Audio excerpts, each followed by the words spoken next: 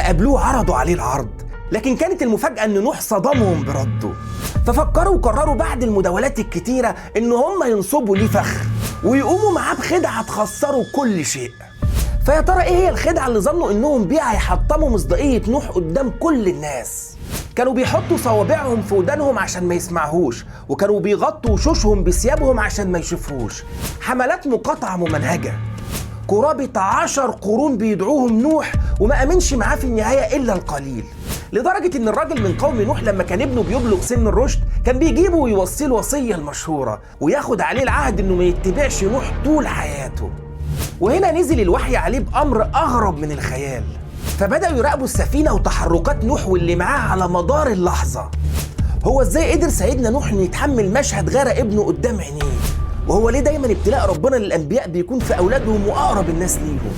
وازاي قدر إبليس بعد 1000 سنة من التوحيد الخالص بعد وفاة آدم إن يغوي البشرية ويبعدهم عن التوحيد؟ وازاي قدر انه يأسس لمجتمع وثني قايم على إلغاء العقل وعبادة الأصنام؟ وازاي شاف نوح واللي معاه فكرة بناء السفينة في وسط صحراء وهم مالهمش أي فكرة ولا خبرة مسبقة عن بناء السفن؟ هو ده وتفاصيل تانية كتير هتسمعها النهاردة في الحلقة الأولى من قصة نوح بإذن الله. فيلا بينا.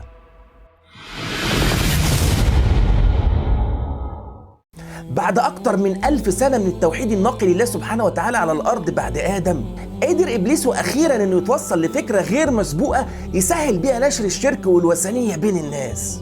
فكرة شيطانية قدر يغوي بيها ذرية آدم من بعده ويصرفهم عن التوحيد. فكرة شكلها جميل وبترفع شعارات تكريم الأولياء وحب الصالحين. فبدأ يوسوس لأبناء آدم إنهم لازم يكرموا الأولياء والصالحين بعد موتهم، وإنهم لازم يصنعوا ليهم التماثيل اللي تذكرهم بيهم وبعبادتهم وبصلاحهم. وطبعا الموضوع في الأول ما كانش سهل، لكن بعد إلحاح كبير من الشيطان صنعوا التماثيل ونفذوا الفكرة الشيطانية دي.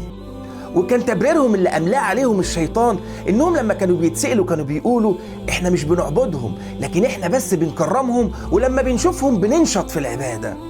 وبعد فترة ومرور جيل ورا جيل بدأت الوثنية تزيد والاعتقاد في التماثيل يتغير. وبعد ما كانت بس الإحياء ذكراهم أصبحوا بيعتقدوا فيها وإنها بتضر وبتنفع. ومن هنا انتشرت الوثنية بين الناس وسكان الأرض اللي هم قليلين أصلاً. وظلت الوثنية بتحارب التوحيد لغاية لما اتولد وسط العالم الوثني ده طفل وسماه أهل نوح. نوح كان طفل ذكي وحر. كبر نوح وكبرت جواه الأسئلة وهو بيتأمل التماثيل والأصنام اللي منتشرة في كل مكان حواليه. نوح كان بيشوف إن من البلاهة والغباء إنه يعبد إنسان عاقل حجر صنعه بإيديه. إزاي يعبد الإنسان اللي بيسمع وبيتكلم حجر أبكم وأصم؟ ومن هنا بدأ اصطفاء ربنا لنوح. وفي يوم من الأيام اتفاجئ نوح بنزول مخلوق غريب عليه من السماء عشان يوصل له رسالة من ربنا يقول له فيها إنك من اللحظة دي أصبحت نبي ورسول ومكلف بنشر التوحيد. اتفاجئ نوح لما لقى رسالة السماء اللي جايه له من خلال جبريل بتتوافق تماما مع رسالة الفطرة وحديث العقل جواه. ومن اللحظة دي انطلق نوح بين الناس في معابدهم وأسواقهم ومجالسهم، ما بيفوتش فرصة، لدرجة انه بدأ يتشهر بين الناس وبدأوا يتهموه كل ما يشوفوه ان هو ده الشخص اللي ملوش كلام الا عن التوحيد وتسفيه الاصنام والاوثان. فبدأ نجمه يعلى في المدينة كلها ومش على لسانه الا كلمة واحدة: يا قوم اعبدوا الله ما لكم من اله غيره. وطبعا ده اثار حفيظة مين؟ سدنة وخدام الاصنام دي، المنتفعين من بلاهة الناس وخفة عقولها، لانهم ادركوا وعرفوا ان الراجل ده بيصرف الناس عنهم، والحقيقه انه بيصرف اموال الناس دي عن جيوبهم، وان التوحيد اللي نوح بيدعي الناس ليه هيكشف دجالهم واستغلالهم للناس البسطة دول. فكان السدنة وخدام الاصنام دول اكتر فئه بتغضب من الكلام عن التوحيد عشان السبوبه ما تتقطعش. فكان لازم يفكروا في خطه يواجهوا بيها نوح ده، فحاربوه بكل طريقه. فبدأوا أول مرحلة بتسفيه كلامه وانتشروا بين الناس يقولوا له: إنا لنراك في ضلال مبين. ويا ريت انتهت لحياة كده، لكن كمان لفقوا ليه التهم وحرضوا عليه عشان يسهلوا التخلص منه واغتياله. فاتهموه في مصداقيته وأمانته وشرفه في استغلال عقول الناس. فاتهموه باللي هم أصلا عايشين فيه. اتهموه بالأنانية وإنه عايز بس بكلامه إنه يتفضل عليهم ويسبقهم مش أكتر. فمشي وسط الناس يقولوا: ما هذا إلا بشر مثلكم يريد أن يتفضل عليكم. ومع كل المحاولات دي ما التفتش ليهم حد، والتف حوالين نوح الضعفاء والمساكين والفقراء اللي شافوا فيه الأمانة والصدق والنبوة. وهنا بقى جن جنون الكبار دول، ولا أي حاجة ولا أي إشاعة مأثرة في نوح. ففكروا وقرروا بعد المداولات الكتيرة إن هم ينصبوا ليه فخ ويقوموا معاه بخدعة تخسروا كل شيء.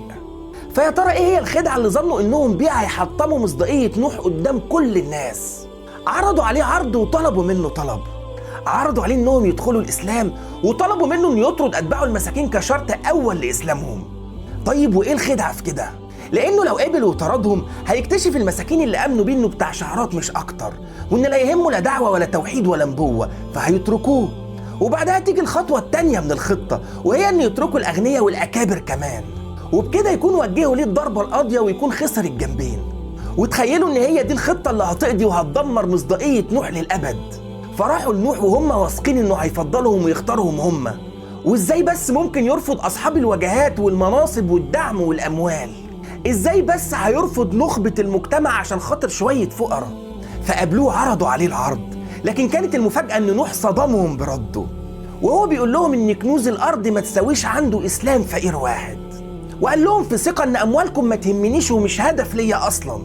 فقال لهم: ويا قوم لا أسألكم عليه مالا إن أجري إلا على الله، والأهم وما أنا بطارد الذين آمنوا. وهنا بقى جن جنونهم من جديد، وأعلنوا مرحلة جديدة في الصراع مع نوح، وهي مرحلة المقاطعة لأي مجلس بيتكلم فيه نوح. حتى إنهم وصلوا من سخافتهم إنهم لما كانوا بيسمعوا نوح بيتكلم كانوا بيحطوا صوابعهم في ودانهم. وللأسف كان لده تأثيره الواضح في نفس نوح، لدرجة إنه شكر ربنا الأمر ده بعينه وقال له: وإني كلما دعوتهم لتغفر لهم جعلوا أصابعهم في آذانهم واستغشوا ثيابهم، يعني غطوا وشوشهم ورؤوسهم بيها عشان يحسسوه بالإهانة، وأصروا واستكبروا استكبارا. كانوا بيحطوا صوابعهم في ودانهم عشان ما يسمعهوش، وكانوا بيغطوا وشوشهم بثيابهم عشان ما يشوفوش. أنت متخيل؟ طب هو أنت لما تيجي تسد ودانك عن شيء بتسدها بصوابعك كلها ولا بأطراف صوابعك؟ بأطراف صوابعك. لكن القرآن بالغ هنا ووصفهم إنهم كانوا بيدخلوا صوابعهم كلها في ودانهم عشان يوضح لك قد إيه كان إصرارهم إنهم ما يسمعوهوش. حملات مقاطعة ممنهجة. طال عمر نوح وطالت معاناته وتكذيب قومه ليه. أنت متخيل مئات السنين، قرابة 1000 سنة استخدم معاهم كل الأساليب ولا حاجة نفع معاهم. قرابة 10 قرون بيدعوهم نوح وما أمنش معاه في النهاية إلا القليل، لدرجة إن ابن عباس كان بيقول إنه كان على ظهر سفينة نوح 80 إنسان بس، وكل الخذلان ده في كوم، وإنه يخذلوا زوجته وابنه ده وجع وخذلان تاني خالص.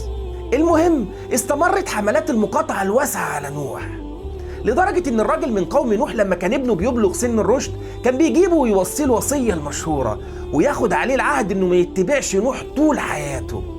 واقرأ سورة نوح عشان تشوف أعتى نموذج للبشرية في العناد والإصرار على الكفر. أطول فترة عناد ذكرها ربنا للبشر عناد قوم نوح. عشان كده لما تسمع في القرآن دعاء نوح على قومه ما تستغربش، واعرف إنه قال كده من شدة وجعه. دعا وقال: ربي لا تذر على الأرض من الكافرين ديارا إنك إن تذرهم يضلوا عبادك ولا يلدوا إلا فاجرا كفارا. فما تستغربش من دعاء نوح على قومه، فعشرات السنين من الكفر والعناد كفيلة إنها تصنع اليأس، فما بالك بالقرون. كبر الصراع بين نوح وقومه لدرجة إن الأرض ضاقت على نوح واللي معاه، وخصوصا بعد ما هددوه بالقتل الصريح وقالوا له: لئن لم تنتهي يا نوح لتكونن من المرجومين. إرهاب حقيقي. وهنا بقى دعا نوح دعاء المظلوم اللي عمره ما بيرد، ودعا ربنا وقال له: إني مغلوب فانتصر. وهنا نزل الوحي عليه بأمر أغرب من الخيال. فخرج نوح على المؤمنين وأمرهم إنهم يصنعوا ورشة ضخمة، لأن ربنا أمره إنه يصنع سفينة.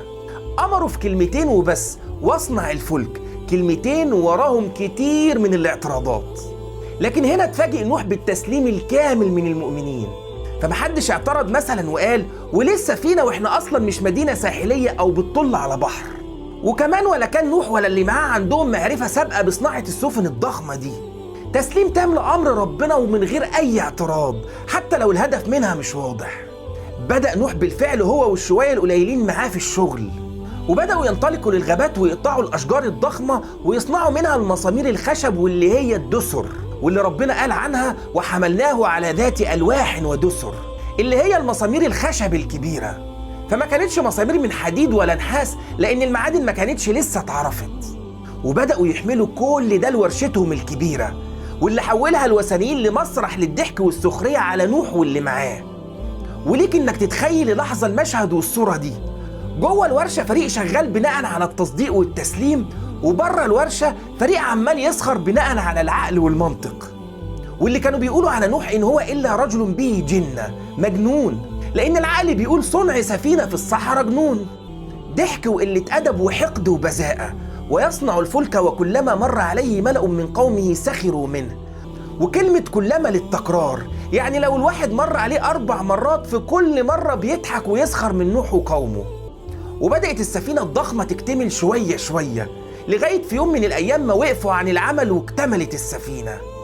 وعيون الوثنيين بتحرق السفينة بنظراتها، وتحولت نظرات استخفافهم لنظرات ترقب وخوف، وخصوصا بعد ما سمعوا وعيد ربنا ليهم على لسان نوح: ولا تخاطبني في الذين ظلموا إنهم مغرقون. فبدأوا يراقبوا السفينة وتحركات نوح واللي معاه على مدار اللحظة. وفي يوم اتفاجئوا بتحركات غريبة لأتباع نوح، أفعال أثارت جنونهم ومش فاهمين في إيه، مش شايفين غير إن السما اتملت بالغيوم لغاية لما اختفت، وبدأت المية تفور من مناطق من باطن الأرض. يظهر بجد إن ساعة الصفر خلاص قربت، وإن نوح خلاص أخبر اللي معاه إن موعد الرحلة خلاص جه. فيا ترى إيه اللي حصل في المشهد المرعب ده؟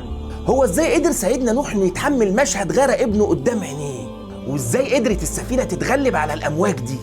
وكان إيه مصيرها ومصير نوح واللي معاه؟ وإزاي كانت الحياة الجديدة اللي بتنتظر نوح واللي معاه؟ هو ده وتفاصيل تانية كتير اللي هنحكيه بإذن الله في الحلقة الجاية والتانية من قصة نوح. سلام.